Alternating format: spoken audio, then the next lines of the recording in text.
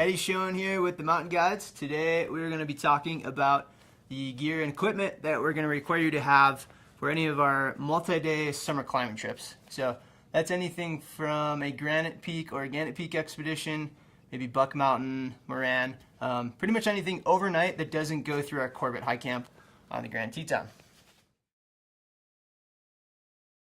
So we'll start with footwear. There's going to be some options depending on the route and time of year, but a couple quick points on footwear. We're generally going to be looking for something with sticky rubber, so either approach shoes or some sort of mountain boot. So just call in and check with the office to see what's going to be most appropriate for your climb. Moving up from the shoes, socks. So we generally recommend anywhere from 2 to 4 pairs of socks. A couple key points here. They got to be synthetic or wool. We don't want any cotton, and that applies to everything you see on the table that we will be taking on this trip. Personally, I tend to carry like 2 to 3 pairs, so for a longer trip in the 5 to 6 day range, I'm probably carrying 3 pairs of socks, maybe 2 for a shorter trip, and I like to have a mix of sort of shorter, just above the ankle height socks, and then some mid-calf socks. Camp shoes can be nice, so something like a pair of Crocs. They're really lightweight, and they got a decent sole and they protect your feet, so walking around camp is going to be usually pretty rugged and rocky, so we don't want to be walking around in flip-flops. Anything like this where you actually have some coverage of your feet, lightweight, comfortable, nice little luxury item to have. Moving up, we've got our bottom layers. So number one thing we want to see is a pair of soft shell pants. These are a little different from your typical like nylon hiking pants. Those may do just fine, but the soft shell is a little bit more rugged. It offers a bit more protection from the elements. We're also going to want to have a pair of hard shell or rain pants. These are going to be slicker, not as stretchy, and these are mainly used to kind of throw on quickly if we do get stormed on or rained on. So a full zip along the side is preferable.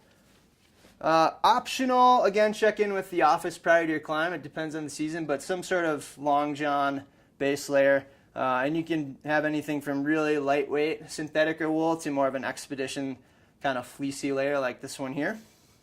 And also you might want to bring a pair of just kind of lightweight climbing or hiking shorts. These are often good just for the walk in during the middle of the summer. I prefer like a really lightweight, almost a board short or running short for that. So moving on up to our upper layers. One thing might be a synthetic t-shirt.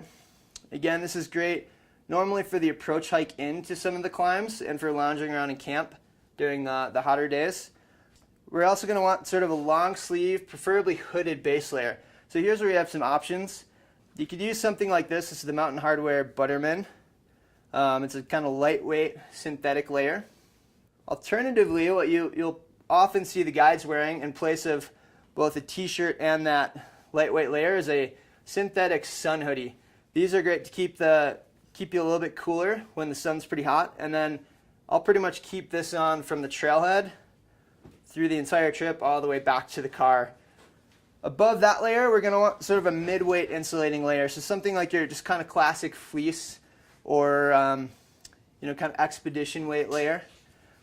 Moving into the outer layers, a couple things we want to look for here is one, again, just like the pants, some sort of soft shell layer. So soft shells tend to be a little bit stretchy. They breathe as opposed to our hard shell. So anything like Gore-Tex or like a slick kind of rain jacket, that falls into the hard shell category. And those only really come out if it's raining or if we're dealing with strong winds. They can be good wind layers. But we want to have both. The soft shells, you also have some options. So depending on the season and the temperatures we're expecting to encounter, you could do something that has some insulation built in. And again, it's a nice warm yet breathable layer. And then finally, we kind of want like our mid-weight puffy. We don't need really like the big down parkas for a lot of our summer trips. Sort of a medium to lightweight, either down or synthetic puffy layer will work fine. Again, if you have any questions on that, call in, just check with the office or your guides. So moving down from clothing, we can talk about our sleep kit. We recommend either a closed cell foam pad, such as the Z-Lite here. These are pretty common. You could also use an inflatable. This is one of the smaller, lighter options. Personally, I tend to carry both because the foam doesn't weigh that much, and it just adds another layer and kind of helps from keeping these from popping on you. Sleeping bags. For most of our trips, we're talking about bringing about a 20-degree-ish bag. Two options here. This is a synthetic. This is the Mountain Hardwear Lamina 20. And this one, just to kind of show you the difference, is a similarly rated but down bag. So a little smaller, a little lighter. The downside with the down is if it gets wet, it's not going to keep you warm. So if we're expecting wet conditions, the synthetic can be nice. Notice they're both in a compressible, ideally dry sack if you're using the down. Also, the stuff sacks make a great pillow. So when you're going to bed at night, you can stuff extra layers in there. That becomes your pillow. No need to carry around an extra camp pillow. It's just extra weight. If your guide's doing a gear check, they'll probably have you just leave that behind. So kind of moving into the smaller accessories. For eating, we're going to want a bowl and some sort of spoon or fork. I personally prefer a rigid bowl with a top that I can screw on or shut securely. That way if we have leftovers, I can carry those the next day and make a great lunch. I'll just carry a spork. These are great. You can eat all the meals we'll serve you with these. For water storage, we're going to want anywhere from 2 to 3 liters of water storage. Again, while we won't tell you you can't bring sort of the softer platypus type storage, definitely preferable to have some rigid Nalgene type bottles with a tight screw-on lid. You can, with the softer bladder type storage, you can have issues with them leaking or popping in the field, which will be problematic. I also like to carry a small little baby Nalgene here. This is the 1/2 liter size. This works great if I want to bring, maybe just 1.5 liters on the climb, or just have that extra 1/2 liter of water for the climb. And then also I'll use this for my hot beverages, so my coffee in the morning, tea at night. If you have a little koozie, that works really well to keep it insulated. Gloves, hats. So we recommend bringing one lightweight pair of gloves and then one heavier pair of gloves. For most of the summer, this is what I'll be carrying. For the lightweight, any sort of work or kind of ranch glove will work really well. So like the mechanics gloves or just like a leather ranch glove. And then for some colder conditions, just an insulated pair of work gloves. We're going to want some sort of light to mid-weight beanie hat. We want this to be pretty slim and slick so that it fits under helmet. So don't bring something with the palm on it or a big thick kind of like roll-up beanie. It just won't work as well under your helmet. Some sort of buff or neck gaiter. These are great. I tend to use mine more as a headband just by folding it up. But these do work well for both sun protection on sunnier days, especially if we're on some snow or ice. Some sort of ball cap, visor, anything with a brim that's going to help keep the sun off of your eyes. Getting into some of the smaller accessories. So the most important things here are a pair of sunglasses. I recommend having a soft kind of case to put them in. Sunscreen, lip balm. Don't bring sunscreen any bigger than this. If you're coming on a trip with a friend or loved one, you guys can share a bigger bottle, but we don't need everyone carrying, big full-size bottles of sunscreen. Something like this will be more than enough for our trips. Headlamp. One thing about the headlamp, show up with a fresh pair of batteries. And what I would recommend is just keeping those batteries out of the headlamp or take one out. And then that way we know that you've got fresh batteries leaving for the trip, and one set is going to get you through. We're not going to use them that much. There's no need to bring a bunch of extra batteries on the trip. It's just extra weight. I like to bring a little charging stick. This is just a Goal Zero kind of pre-charge stick. I can get 2 or 3 recharges for my phone on that. I also like to bring a pair of headphones. It can be nice just for laying around the tent, especially if it's windy or noisy. Another thing we would recommend would be earplugs, because the tents can be noisy if we get a breeze at night. Small pocket knife. Mainly I carry this to cut my cheese. Hand sanitizer, little personal bottle, also helpful. And then all this stuff tends to go in my little personal kit here. So kind of these small accessories plus any toiletries like contacts, glasses, toothbrush, toothpaste. All that goes in here, and I just will pack that in the brain of my pack, and it's all in one place. Snacks and food. Your guides are going to provide you all of your dinners and breakfasts and hot drinks. So your coffees in the morning, teas, hot cocoa at night. So what you need to have is just kind of snacks for the days. So we recommend 3/4 to a pound per person per day.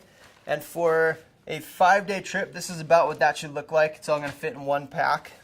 I like to have some sort of deli sandwich or something similar for the first day, just for the walk in. It's nice to have as much real food as possible. A couple other things I often bring: block of cheese, an assortment of bars. One thing we often hear people wishing they had more of is sort of those quick hit, high sugar type snacks. So things like Jell-O packets or Cliff Blocks. Something you can keep in your pocket and get readily if you need a quick hit of energy in between actual breaks. The key there, make sure you have stuff that you enjoy eating. If you don't like eating it down here in the valley in normal everyday conditions, you're really not going to like it up high on the mountain. So think about what you're bringing and make sure it's stuff you're going to want to eat. As we kind of move along here, there's some optional stuff. So first of all, first aid. Often these have a little removable day kit. That's perfect. That's kind of what we're looking for. Just some Band-Aids, maybe some antiseptic wipes, and some blister care. That's the main thing we're going to ask you to cover. Your guides are going to have all the rest of the first aid kit that you might need. For trips going into the Wind River Range, bug spray and a head net, highly recommended for most of the season. Bear spray, optional. Your guide team will be carrying it, so I'd actually advise you just to leave the bear spray. No need for you to carry that. We will provide on most trips in the backcountry some sort of wag bag. These do include a toilet paper roll and some wet wipes. Depending on your personal preference, you might want to bring a little extra TP. That stuff can be pretty valuable out there, mountain money. Getting into some more of the technical gear: helmets, harness, any sort of crampons or ice axes. This is all stuff that your guides are going to provide to you. We'll go through that on your gear check. If you do have your own, feel free to bring it, and we can kind of see if it's going to work for the trip. Just know there's a lot of options there. One note on the harness. So for most of our trips, we're using sort of this webbing, kind of minimal harness, more of an alpine style harness. If you have more of a rock climbing harness, it's probably just going to be heavier and a bit bulkier to pack than something like this. So this is one of the better options. If you do want to bring your harness along, please bring it, and we'll just kind of see at the gear check if that's going to work for you. Some sort of lightweight summit pack. So this is a 25-liter pack that can roll up. No frame, not much padding. So if you are going to bring a summit pack, something like that is what we're looking for. Trekking pole, 1 or 2. Most of your guides are going to see just carrying 1 pole. If you feel more comfortable with 2, by all means, bring 2. And finally, sort of our main pack. So this is a Mountain Hardwear 50-liter pack. So for shorter trips, I'd say up to 4 days, you may get away with 50-liter. For anything in the 5 to 6 day range, you're going to need something bigger. Maybe not quite this big. This is a 105-liter, but something in between, maybe a 65 and a 70-liter range for those longer trips will do just fine. Okay, so that is kind of the gear and equipment that we're going to need and that we're expecting you to show up with at the gear check. If you don't see something on this list or on the table, there's a good chance you don't need it and it's just extra weight and we're going to have you leave it behind. Even if you have porters or horses bringing your stuff in, every little extra bit of weight definitely does add up and puts a lot of strain unnecessarily on you in your pack. If you have questions, and especially with clothing and layers, things like that, if you have it and you're in doubt, bring it to the gear check and we'll go through it there again, or call the office ahead of time. But that about wraps it up. Hope to see y'all out there in the mountains.